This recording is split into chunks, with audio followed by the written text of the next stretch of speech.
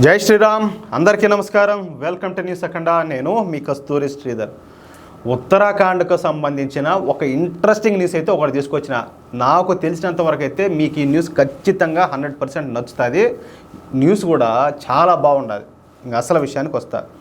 ఉత్తరాఖండ్లోని రుద్రప్రయాగ్లో పలు గ్రామాల్లో ఉన్నటువంటి హిందువులు అత్యంత కీలకమైనటువంటి ఒక నిర్ణయం తీసుకున్నారు.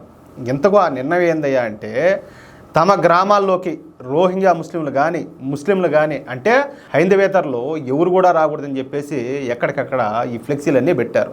గత వారం చమోలి అనే ప్రాంతంలో లైంగిక వేధింపుల కేసు తర్వాత గ్రామంలోని హిందువులందరూ కలిసి ఈ కీలక నిర్ణయం అయితే తీసుకున్నారు. అంతేకాకుండా ముస్లిం వ్యాపారులు ఎవరు కూడా తమ గ్రామాల్లోకి ప్రవేశించడానికి ఎట్టి పరిస్థితుల్లో వీల్లేదని చెప్పేసి హెచ్చరిస్తా ఎక్కడికక్కడ ఈ పోస్టర్లన్నీ కూడా వెలిసినాయి.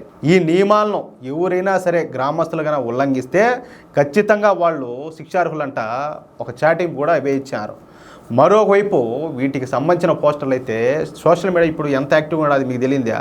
సోషల్ మీడియాలో కూడా విపరీతంగా వైరల్ అయిపోయినాయి. మరోవైపు ఏంటంటే పోలీసులు కూడా ఈ వార్తలను అయితే ధృవీకరించారు. అవును, ఇది వాస్తవమే, నిజమే అన్నట్టు. ఉద్రిక్తలను తగ్గించడానికి పోలీసులు ఏంటంటే ఆయా గ్రామస్తులతో ఎప్పటికప్పుడు మాట్లాడతామని చెప్పేసి పోలీసులు కూడా పేర్కొన్నారు. స్థానికులు చెప్తున్న దాని ప్రకారం ఈ చమోలి జిల్లాలో నందప్రయాగ్ అనే ప్రాంతంలోని ఒక ముస్లిం సెలూన్ యజమాని ఒక హిందూ బాలికను లైంగికంగా వేధించినట్టు తెలుస్తుంది. దీంతో ఆ ముస్లిం వ్యక్తిపై చర్యలు తీసుకోవాలంట స్థానికులు పెద్ద ఎత్తున నిరసనలకు దిగినారు.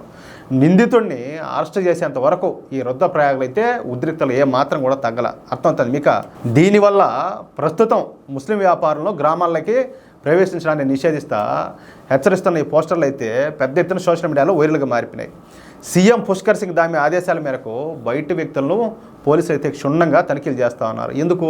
వాళ్ళు ఎవరైనా మళ్ళీ గ్రామాలకు పోయినారనుకో మళ్ళీ లేని పనులు లపడా అయిపోతుంది. అందువల్ల ఏంటంటే పోలీసులు కూడా ఈ విషయం మీద చాలా సీరియస్గా ఉన్నారు. దీని మీద ఉత్తరాఖండ్ ఎంఐఎం పార్టీ ఉన్నది కదా, ఏది ఈ తెలంగాణలో ఉన్నది, హైదరాబాద్లో ఒక ఆయన కదా పెద్ద మనిషి, ఆ ఎంఐఎం పార్టీ రాష్ట్ర అధ్యక్షుడైనటువంటి డాక్టర్ నయ్యర్ కజ్మీ అతను మాట్లాడుతూ డీజీపీని కలిసి ఈ సైన్ బోర్డులు ఏర్పాటు చేసిన వాళ్ళపై చట్టపరమైనటువంటి చర్యలు తీసుకోవాలని చెప్పి డిమాండ్ చేసినాడు. అంటే ఏంది? సరే, ఓళ్ళు అలాంటి బోర్డులు పెట్టడం తప్పందాం, మరి ఆ పనులు చేసే వాళ్ళని ఏమనాలా? బయటికి వ్యాపారం కోసం పోయిన వాళ్ళు వ్యాపారం చేసుకొని రావాలా? అట్లా లేదనకుండా ఎవరైనా పిల్లలు ఆడపిల్లలు కనపడితే వాళ్ళని లైంగికంగా వేధించడము, వాళ్ళని ఏదో ఒకటి చేయడం, ఆడవాళ్ళ మీద దాడులు చేయడం మనం ఎన్ని చూడడంలే. అంటే ఇప్పుడు సపోజ్ వచ్చేసి మగవాళ్ళంతా పళ్ళ మీద బయటికి పోతారు పల్లెల్లో, ఆ ఉండేది పిల్లవాళ్ళు ముసలోళ్ళు ఆడవాళ్ళు ఉంటారు. ఏంది అంటే వాళ్ళు తీసుకున్న నిర్ణయంలో అంటే బయట వాళ్ళు ముక్కు మొహం తెలియని వాళ్ళు గ్రామాలకు రాకూడదని చెప్పి చేయడం తప్పంటారా? ఒకవేళ ఏదైనా జరిగితే దానికి ఎవరు బాధ్యత తీసుకోవాలా? ఇంకా ఆయన మాట్లాడేది చూడండి. ఒకవేళ వాళ్ళ మీద కన్నా చర్యలు కన్నా తీసుకోకపోతే ఎవరి మీద? ఆయా గ్రామస్తుల మీద వారం రోజుల్లో. అది కూడా అయితే ఎవరు ఎంఐఎం పార్టీ అధినేత ఉన్నాడు కదా అసదుద్దీన్ ఓవైసీ, ఆయన మార్గదర్శకత్వంలో ఖచ్చితంగా దీని మీద నిరసన చేపడతామని చెప్పేసి ఆయన వార్నింగ్ కూడా ఇచ్చాడు అక్కడ ఉండే పోలీసు వాళ్ళకు. ఏమి కథలో చూడండి ఇది. అలాగే ఈ కాంగ్రెస్ వాళ్ళు ఊరికే ఉంటారా? అవతల వాళ్ళు మాట్లాడినప్పుడు నేరాలకు పాల్పడే వాళ్ళని మాత్రమే నేరస్తులుగా పరిగణించాలని చెప్పేసి మొత్తం సమాజాన్ని శిక్షించకూడదని చెప్పేసి ఒక కాంగ్రెస్ నేత, ఆయన పేరు వచ్చేసి గణేష్ గోడియాల్, ఆయన దీని మీద మాట్లాడినాడు. వీళ్ళకి సిగ్గుండాలి ఒకరవన్న బుద్ధకం. ఇది కథ.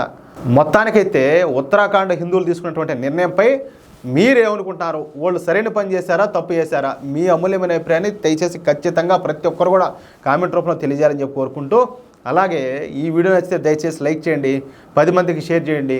ఇంతవరకు మన ఛానల్ ఎవరైనా సబ్స్క్రైబ్ చేసుకోకపోతే ఈ వీడియో చూసేవాళ్ళు ప్రతి ఒక్కరు కూడా మన ఛానల్ సబ్స్క్రైబ్ చేసుకోండి. మేము అందించే ఇటువంటి ఎన్నో ఇంట్రెస్టింగ్ వార్తలు ఎప్పటికప్పుడు పొందడం కోసం తప్పనిసరిగా బెల్ సింబల్ క్లిక్ చేయండి. ప్లీజ్ సపోర్ట్ చేయండి. జై శ్రీరామ్.